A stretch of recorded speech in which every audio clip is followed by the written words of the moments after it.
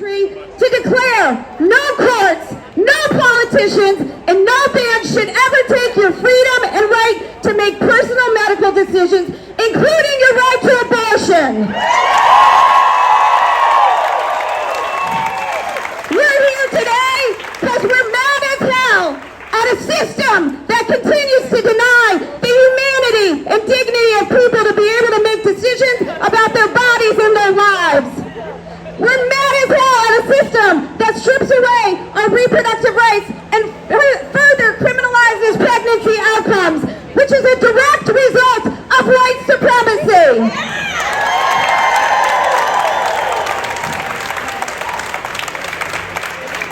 We are mad as hell at a system that bans abortion, yet doesn't give people the resources they need to have healthy pregnancies and births.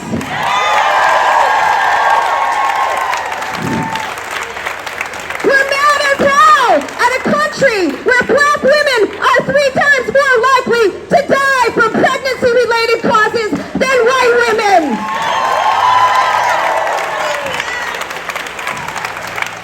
We are mad as hell as we watch parents struggle to access baby formula.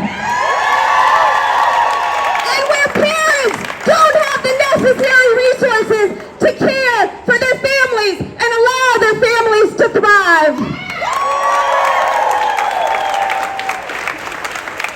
And I'm mad as hell at politicians who want to deny trans youth the life-saving and life-affirming health care they need and deserve. That is outrageous!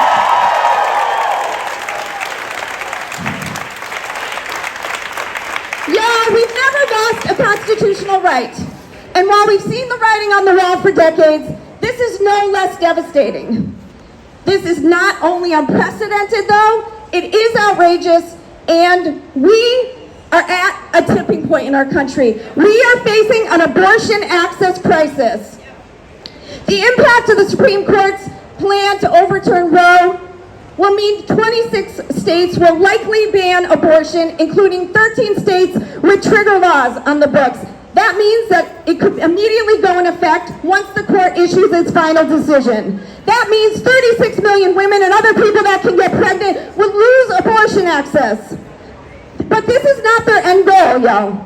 Leaders of the anti-abortion movement said themselves last week, their ultimate goal is to pass a nationwide abortion ban that would take away our rights in every state across this country.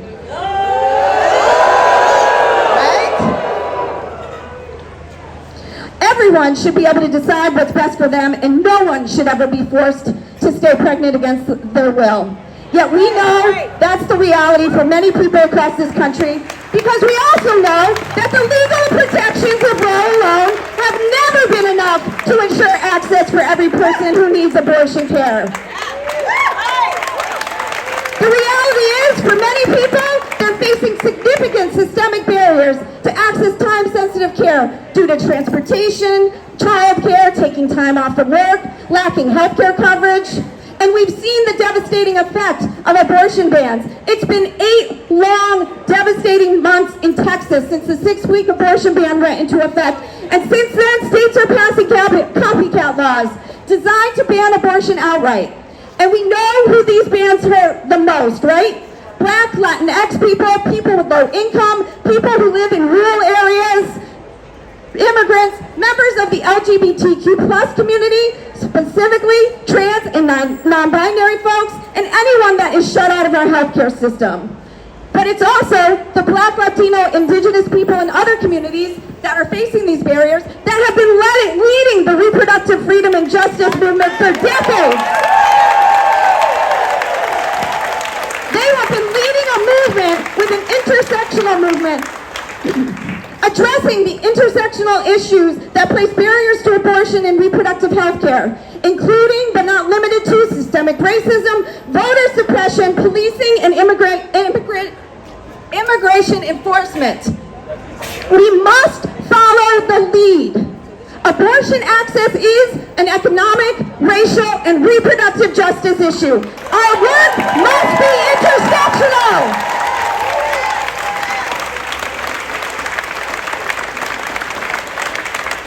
I just want to be clear though, right now, abortion is still legal, and thanks to the courageous action of the Connecticut, oh my gosh, Rhode Island, sorry y'all, can you tell I work in 2 states? I'm in Rhode Island.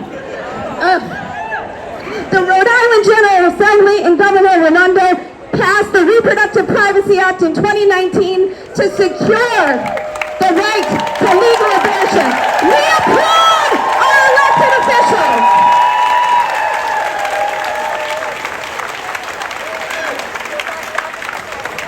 But I want to remind people, the work wasn't done then.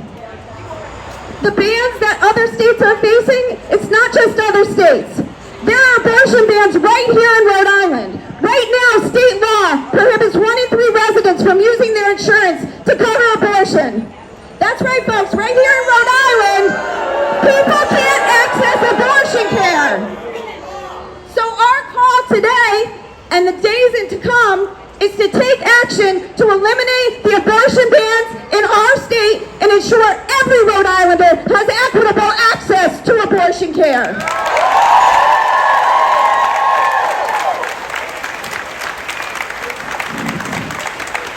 The Equality and Abortion Coverage Act, which was introduced by our bill sponsors, Representative Casar and Senator Valverde, who are here in the crowd somewhere. Give them a shout out.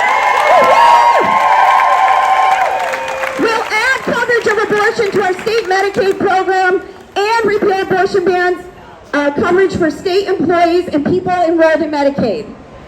Today, we are calling on the Rhode Island General Assembly to take swift action and pass the ACA before the end of the legislative session, and we urge Governor McKee to sign it into law this session.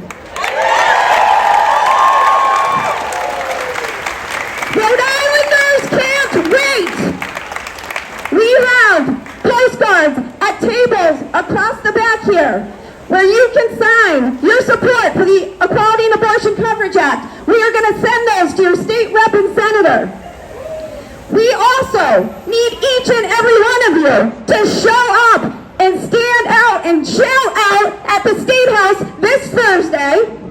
This Thursday, y'all, very important date. The House Finance Committee will be hearing the EACA, and we need folks to testify. We need folks to show up. We need to make some noise and say, bans off our bodies!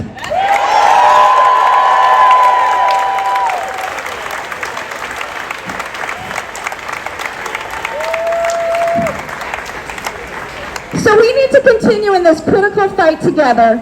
We need you now more than ever, and I'm going to encourage everyone that we need to dream bigger.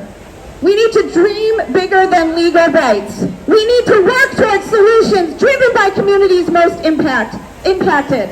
We must continue to talk about abortion. Remind everyone that abortion is healthcare. What is abortion? Healthcare. What is abortion? Healthcare. And we cannot talk about the right to abortion without talking about the right for every person to have children and parent their children in healthy and safe communities.